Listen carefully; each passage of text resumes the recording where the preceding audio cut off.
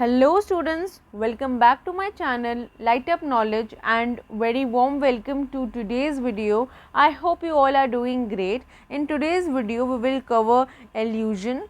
We have already started with allusion and already discussed its meaning in part first of its video. So today we will discuss types of allusion and its example.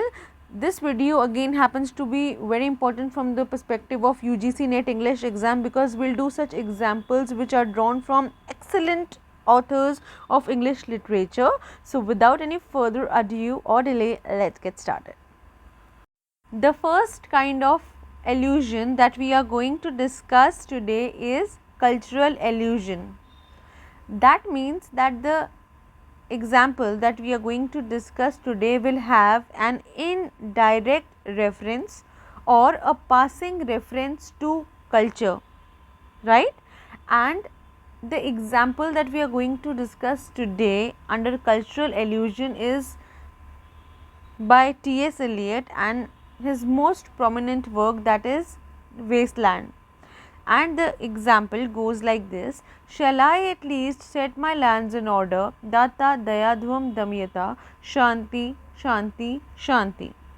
So at the end of the poem Wasteland, and that is a poem about a post-war and basically post-war world that is degenerating, and here the poet offers hope with a quote from the Upanishad, and his main aim is he calls for peace using this cultural allusion.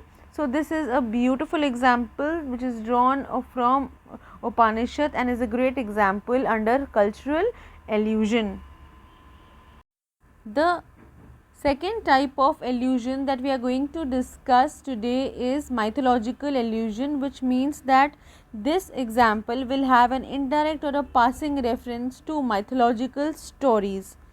And the example is from Hamlet, which is written by William Shakespeare, and the example goes like this: it had the primal eldest curse upon it.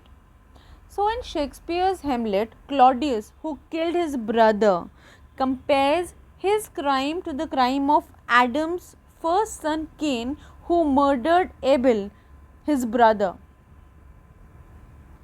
The next example of allusion is religious allusion, and this beautiful example will have an indirect or a passing reference to a religion, and the example is from The Donkey, which is written by G.K. Chesterton, and the example goes like this: fools, for I also had my hour, one fair, fierce hour and sweet.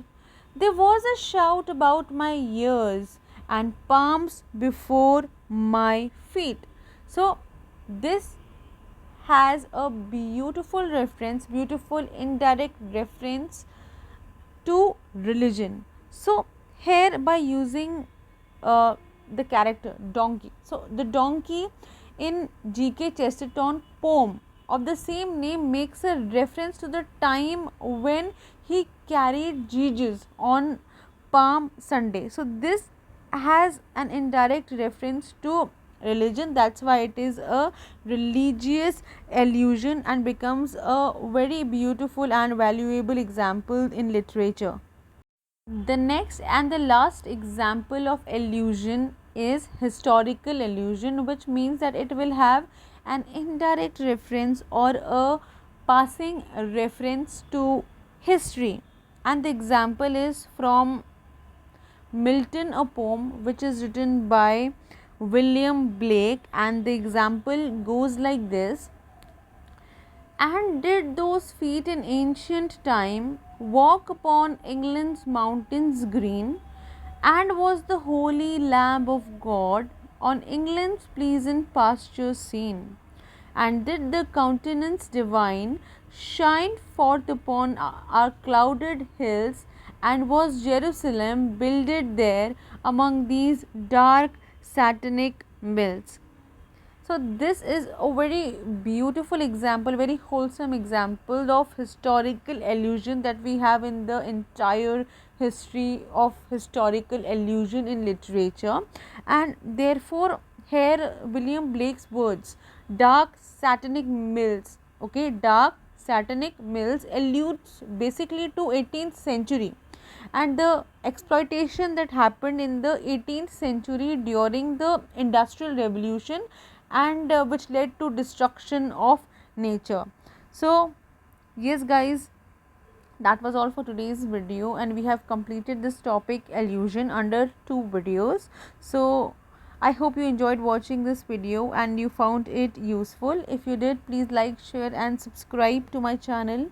Please consider clicking that bell icon so that you can get regular updates of the videos that I upload.